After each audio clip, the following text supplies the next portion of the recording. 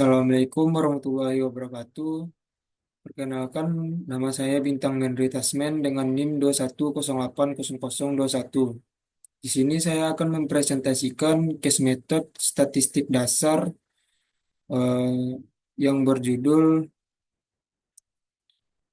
Analisis Pengelolaan Air Asam Tambang pada Penambangan Batubara di PT Utabara Utama Kabupaten Muara Enim, Sumatera Selatan.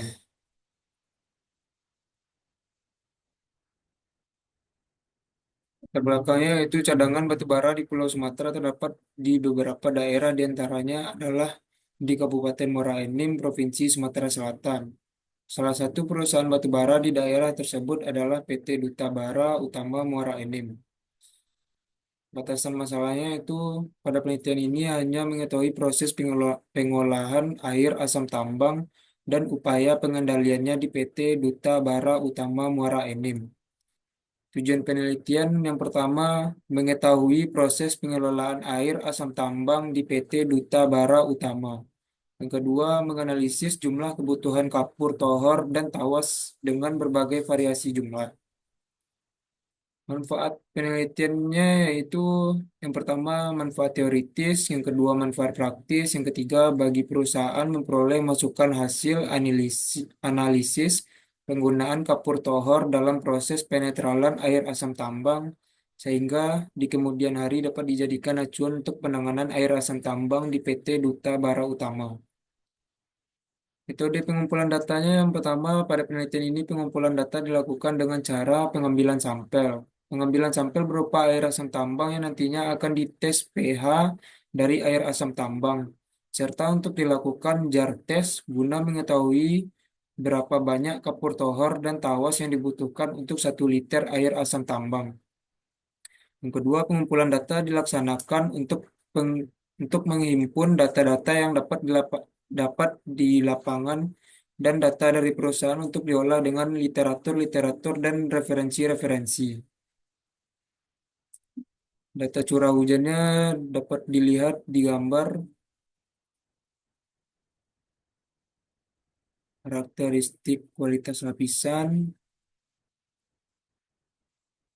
pengukuran pH air asam tambang di saluran inlet dan outlet KPL 1.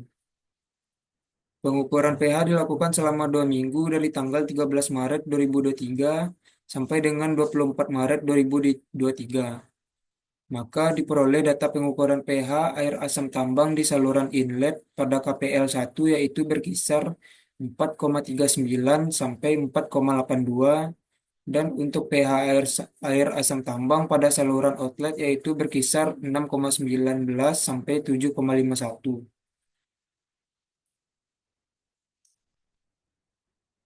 Analisis jumlah kebutuhan kapur tohor dan tawas dengan metode jar test.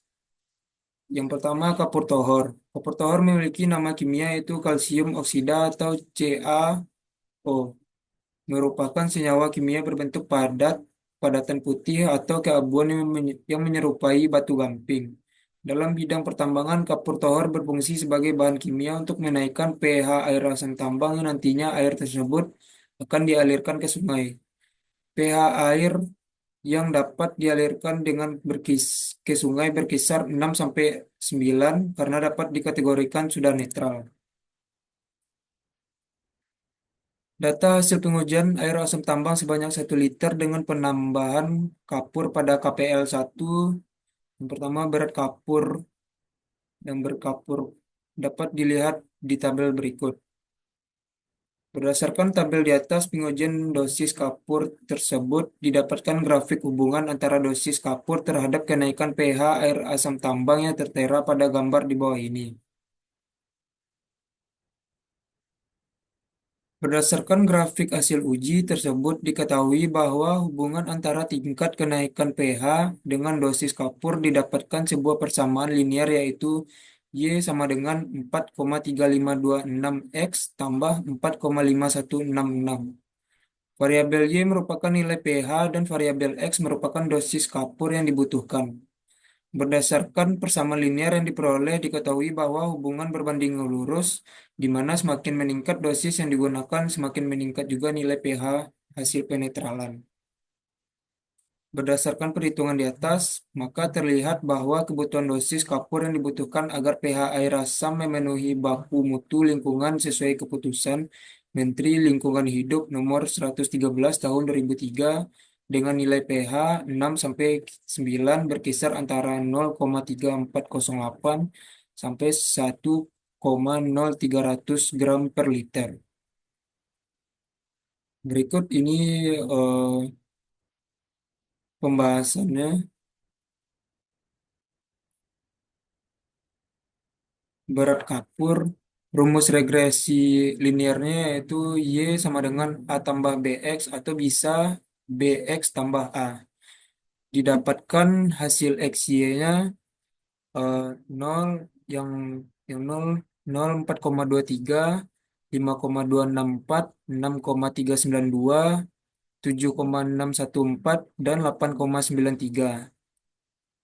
Dijumlahkan menjadi dirata-ratakan menjadi 32,43 dan didapatkan hasil X2-nya yaitu yang pertama 0, 0,36, 0,49, 0,64, 0,81 dan 1 yang dihasilkan menjadi 3,3.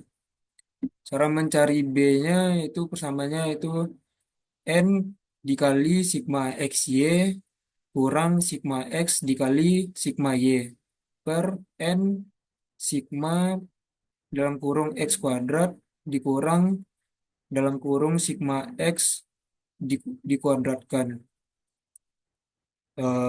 Dapat dimasukkan nilainya itu 6,32 6,3243 dikurang 4,4 dikali 6 dikali 3,243 dikurang 4 dikali 44,51 per 6 dikali dalam kurung 3,3 dikurang dalam kurung 16 yang mendapatkan hasilnya 4,3526 dan mencari A-nya dengan persamaan dengan rumusnya sigma Y dikurang B dikali sigma X per N. Didapat sigma Y-nya yaitu 44,51, B-nya hasil dari B di atas 4,3526 dikali sigma X-nya yaitu 4 per N-nya yaitu 6. Didapatkan hasil 4,5166 dan mencari dan Y-nya yaitu BX tambah A sama dengan 4,3526X tambah 4,5166 seperti yang ada di hasil persamaan linear di sini. Y sama dengan 4,3526X tambah 4,5166 variabel Y-nya. Kemudian mencari R kuadratnya yaitu dicari Y presisi 1 dimasukkan rumusnya A tambah BX, yang kedua, yang ketiga, dan seterusnya mendapatkan rata-rata sigma Y presisinya yaitu 44,50946. Dan mencari R kuadratnya dicari rata-rata dari SS total dan SS residual.